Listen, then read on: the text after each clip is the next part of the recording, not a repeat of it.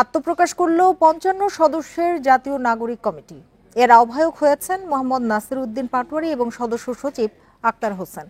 কমিটির মুখপাত্রের দায়িত্ব পালন করবেন সামান্তা শারমিন। বিকেলে কেন্দ্রীয় শহীদ মিনারে জাতীয় নাগরিক কমিটি ঘোষণা করা হয়। ফ্যাসিবাদী ব্যবস্থার বিলোপ ও চলমান আন্দোলন সফল করতে কাজ করবে এ কমিটি। এর মূল লক্ষ্য সংস্কারের মাধ্যমে রাষ্ট্র গঠন। এটি কোনো দলের জন্য নয় বলে সমাবেশে জানানো হয়। দ্রুত পূর্ণাঙ্গ কমিটি প্রকাশ করার কথা জানিয়ে ছাত্র জনতার আন্দোলনে শহীদদের সর্বোচ্চ গুরুত্ব দেওয়ার কথা জানায় এই কমিটি।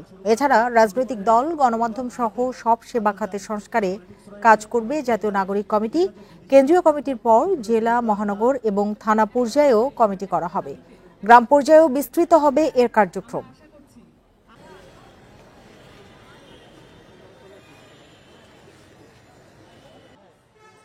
যারা সমাজের অভিজ্ঞজন রয়েছেন তাদেরকে বুদ্ধি পরামর্শ দিয়ে সহযোগিতার মধ্যে, আর তরুণরা তাদের বুদ্ধি পরামর্শ এবং তেজদীপ্ত তাদের কর্মস্পৃহা দিয়ে ছাত্রদের সাথে কাঁধে কাঁধ মিলে আগামীর বাংলাদেশটা তারাই গঠন করবে। তরুণ যুবকরা সেই স্বপ্নকে আমাদের কাঁধে তুলে দিতে চাই। আমরা চাই গণহত্যাকারীরা তাদেরকে যথাযথ বিচারের আওতায় নিয়ে আসা হবে। আমরা চাই বাংলাদেশকে, এ রাষ্ট্রকে পুনর্গঠন করতে। আমরা চাই জনস্বার্থের পক্ষে নীতি নির্ধারণ করতে। একটি প্রতিবেশী দেশের ফাঁদে পা দিয়ে কিছু রাজনৈতিক দল ও সংগঠন বিভ্রান্তি ছড়াচ্ছে বলে অভিযোগ করেছেন বিএনপির ভারপ্রাপ্ত চেয়ারম্যান তারেক রহমান। এসবের বিরুদ্ধে সবাইকে সতর্ক থাকার আহ্বান জানিয়েছেন তিনি। বিকেলে সাতক্ষীরায় দলীয় সমাবেশে লন্ডন থেকে ভার্চুয়ালি যোগ দিয়ে তিনি এ আহ্বান জানান। বাংলাদেশ নিয়ে দেশে বিদেশে এখনো ষড়যন্ত্র চলছে বলেও জানান তিনি। বলেন, জনগণের সরকার প্রতিষ্ঠা না হওয়া পর্যন্ত বিএনপির আন্দোলন চলবে।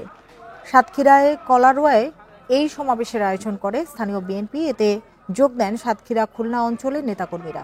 সমাবেশের প্রধান অতিথি তারেক রহমান লন্ডন থেকে ভার্চুয়ালি যুক্ত হয়ে বক্তব্য দেন। বলেন, গণতন্ত্র পুনরুদ্ধার করে বিএনপি দেশবাসীর ভাগ্য উন্নয়ন করতে চায়। সজাগ থাকতে হবে। যে ষড়যন্ত্র দেশের ভেতরে ছিল, যে ষড়যন্ত্র দেশের বাইরে ছিল, তাদের সেই ষড়যন্ত্র এখনো অব্যাহত আছে। তারা কোনোভাবেই চায় না এই দেশের মানুষ তাদের গণতান্ত্রিক অধিকার ফিরে পাক। যে স্বপ্নের জন্য শিক্ষার্থীরা আন্দোলন করেছে তা পূরণে সবাইকে একযোগে কাজ করার আহ্বান জানিয়েছেন অন্তর্বর্তী সরকারের প্রধান উপদেষ্টা ডক্টর মোহাম্মদ ইউনূস। ক্ষমতাচ্যুতরা অশান্তি সৃষ্টির চেষ্টা অব্যাহত রাখবে উল্লেখ করে সতর্ক করেন তিনি। সকালে প্রধান উপদেষ্টার কার্যালয়ে শিক্ষার্থীদের সাথে মত বিনিময়ে এসব কথা বলেন ডক্টর ইউনূস। প্রধান উপদেষ্টার কার্যালয়ের সম্মেলন কেন্দ্র শাপলায় মতবিনিময়ের জন্য যান শিক্ষার্থীরা। প্রথমে শিক্ষার্থীদের বক্তব্য শোনেন প্রধান উপদেষ্টা। এরপর ছাত্র আন্দোলনের কথা স্মরণ করে তিনি বলেন, রাষ্ট্র সংস্কারের কাজ সমাপ্ত না হওয়া পর্যন্ত এই আন্দোলন থেকে বের হয়ে যাওয়া যাবে না। ডক্টর ইউনূস বলেন, এই প্রতিজ্ঞা থেকে বের হওয়ার সুযোগ নেই। দেশের জন্ম থেকে আজ পর্যন্ত এই সুযোগ আর আসে নাই। যে সুযোগটা আমাদের হাত করে দিল, এই সুযোগ যেন হাতছাড়া না। এই সুযোগ হাতছাড়া হলে বাংলাদেশের আর কোনো ভবিষ্যৎ থাকবে। এটা কোনো দেশ, এটা কোনো রাষ্ট্র থাকবে। এই মন্ত্র যদি শিথিল হয়ে যায়, আমাদের কপালে অশেষ দুঃখ। স্বাধীনতার পর থেকে রাষ্ট্র গঠনের এমন সুযোগ আসেনি মন্তব্য করে প্রধান উপদেষ্টা বলেন, এই সুযোগ হাতছাড়া হলে দেশের কোনো ভবিষ্যৎ থাকবে না। কারো কোনো ইচ্ছা নাই এই স্বপ্ন বাইরে যাওয়া, এই স্বপ্ন বাস্তবায়ন করাই আমাদের সার্বক্ষণিক কাজ। তবে ভুলক্রমে যদি আমরা সীমা অতিক্রম করি কোথাও, আমাদেরকে সঙ্গে সঙ্গে জানিয়ে আমরা একযোগে একসঙ্গে এই কাজে নামলাম এবং এটাকে ইনশাআল্লাহ সফল করব। প্রধান উপদেষ্টা বলেন, দেশকে এমনভাবে গড়তে হবে যাতে বিশ্বে সম্মানিত রাষ্ট্রে পরিণত হয়। তারা সবাই বলছে যে আমরা। শাহাদাত স্বপন, ইন্ডিপেন্ডেন্ট নিউজ, ঢাকা। 15 বছরের ফ্যাসিবাদের অবসানের পর গত এক মাসে স্বস্তি ফিরেছে জনমনে। তবে আইনশৃঙ্খলা পরিস্থিতি এখনো পুরোপুরি নিয়ন্ত্রণে আসেনি বলে মনে করেন বিশ্লেষকেরা। প্রতিশ্রুতি অনুযায়ী রাষ্ট্রের সংস্কার দৃশ্যমান করার তাগিদ তাদের। এছাড়া শান্তিপূর্ণ উপায়ে ক্ষমতা হস্তান্তরে নির্বাচনী রোড ম্যাপও জরুরি বলে মনে করেন বিশেষজ্ঞরা। গত 5 আগস্ট ছাত্র জনতার অভ্যুত্থানের মুখে দেশ ছাড়তে বাধ্য হন শেখ হাসিনা। এর 3 দিন পর নোবেলজয়ী ডক্টর ইউনূসের নেতৃত্বে গঠিত হয় অন্তর্বর্তী সরকার। এই 1 মাসে নানা চ্যালেঞ্জ মোকাবেলা করতে হয়েছে সরকারকে। রাজনীতি বিশ্লেষকেরা মন্তব্য করেছেন, শেখ হাসিনার স্বৈরাচারী শাসনে সমস্যার চাপ তৈরি হয়েছে। আস্থা অর্জনের চেষ্টা করছে সরকার। সরকার আমাদেরকে একটা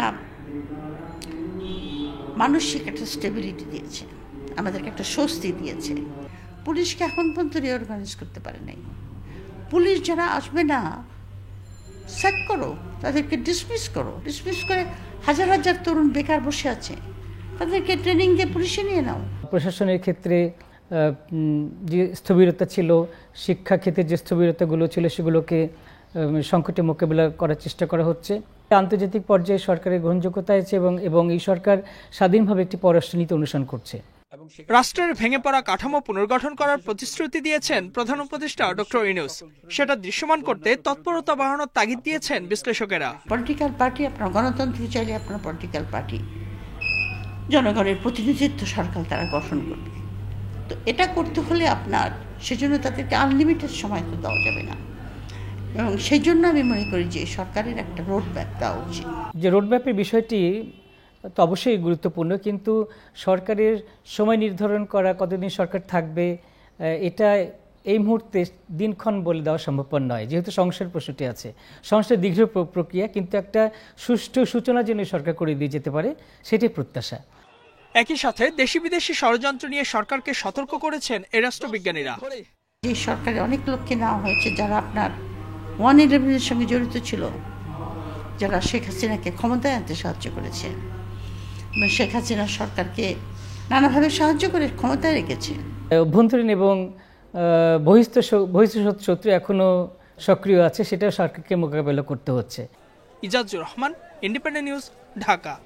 ভারতের প্রতিরক্ষা মন্ত্রীর মন্তব্যে ঢাকা যতটা না উদ্বিগ্ন, তার চেয়ে বেশি বিস্মিত।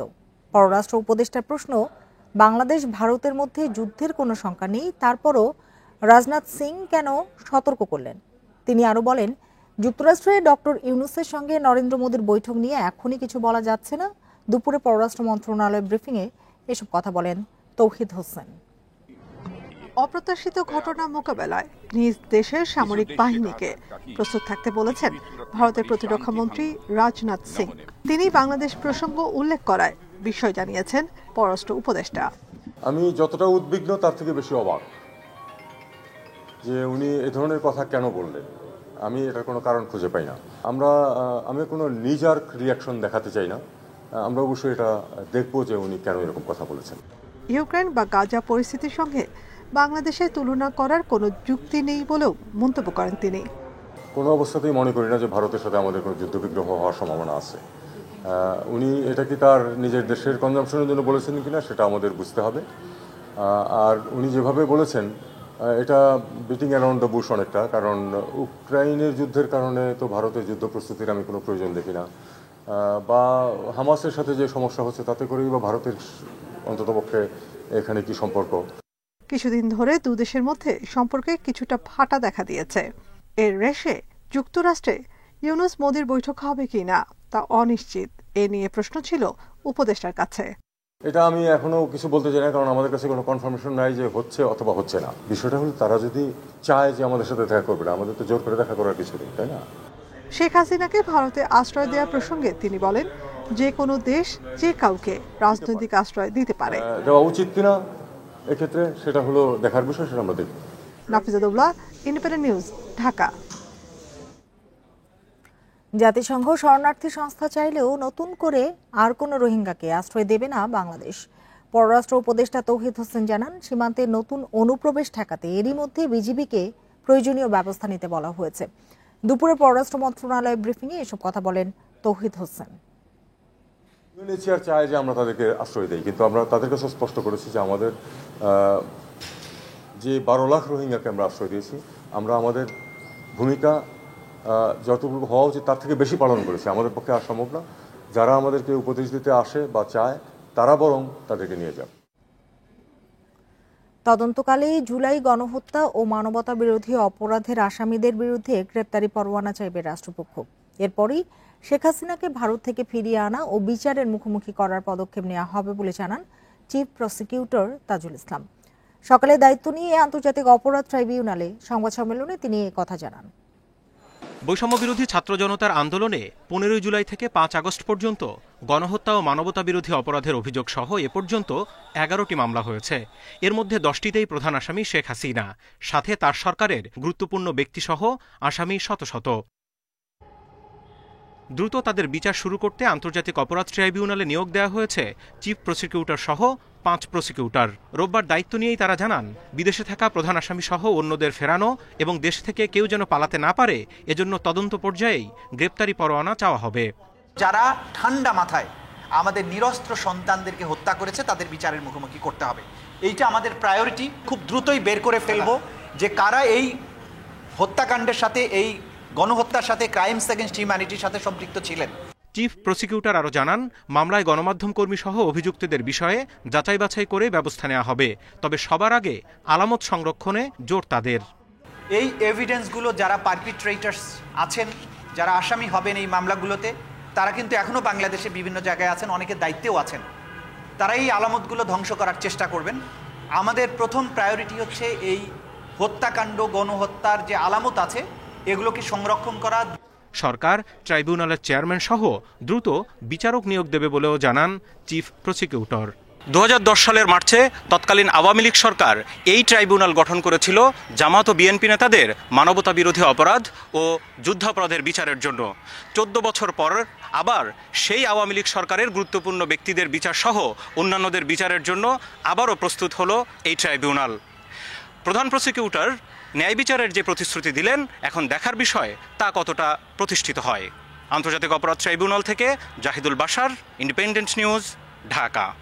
রাজধানীর আইডিয়াল কলেজের ছাত্র খালিদ হাসান সাইফুল্লাহ হত্যা মামলায় সাবেক তথ্যমন্ত্রী হাসানুল হক ইনুকে আবারও 4 দিনের রিমান্ডে পাঠিয়েছে আদালত। এর আগে তার 7 দিনের রিমান্ডের আবেদন করা হয়, তবে রিমান্ড বাতিল চেয়ে জামিনের আবেদন করেন তার আইনজীবী। দুপক্ষের শুনানি শেষে আদালত 4 দিনের রিমান্ড দিয়েছে। গত 25 আগস্ট উত্তরার একটি বাসা থেকে হাসানুল হক ইনুকে গ্রেপ্তার করা হয়। পরদিন নিউ মার্কেটে ব্যবসায়ী আব্দুল ওয়াদুদ হত্যা মামলায় তার 7 দিনের রিমান্ড মঞ্জুর করে আদালত। এবার ছাত্র হত্যা মামলায় রিমান্ড হলো তার। 18 জুলাই বৈষম্য বিরোধী ছাত্র আন্দোলন চলাকালে লালবাগে গুলিবিদ্ধ হয়ে মারা যান শিক্ষার্থী সাইফুল্লাহ। এ ঘটনায় 19 আগস্ট লালবাগ থানায় হত্যা মামলা করেন নিহতের বাবা কামরুল হাসান।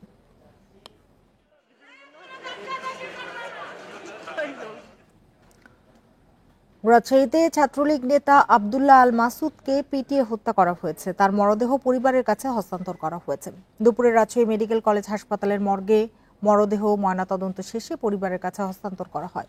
এর আগে শনিবার নগরীর বিনোদপুর বাজারে গণপিটুনির শিকার হন সাবেক ছাত্রলীগ নেতা মাসুদ। পরে তাকে রাজশাহী মেডিকেল কলেজে নেওয়া হলে সেখানে চিকিৎসাধীন অবস্থায় মারা যান তিনি। 2014 সালে সন্ত্রাসী হামলায় তার ডান পা গোড়ালি থেকে বিচ্ছিন্ন হয়ে যায়।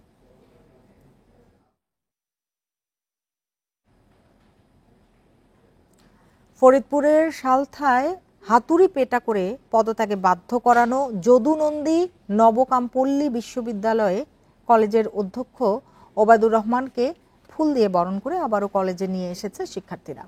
সকালে বিশ্ববিদ্যালয় কলেজের সামনে মানববন্ধন করে শিক্ষার্থীরা। পরে তারা কলেজ আবাসনের বাসা থেকে অধ্যক্ষ ওবায়দুর রহমানকে ফুলের মালা পরিয়ে কলেজ ক্যাম্পাসে নিয়ে আসে। এ সময় অধ্যক্ষের ওপরে হামলাকারীদের দ্রুত আইনের আওতায় এনে বিচারের দাবি জানায় শিক্ষার্থীরা। বৃহস্পতিবার সকালে নবকামপল্লী বিশ্ববিদ্যালয় কলেজের অধ্যক্ষ ওবায়দুর রহমানকে হাতুড়ি পেটা করে পদত্যাগপত্রে স্বাক্ষর করতে বাধ্য করে স্থানীয় কয়েকজন দুর্বৃত্ত। দেশের কমপক্ষে 10টা ব্যাংক দেউলিয়া হওয়ার মতো খারাপ অবস্থায় চলে গেছে।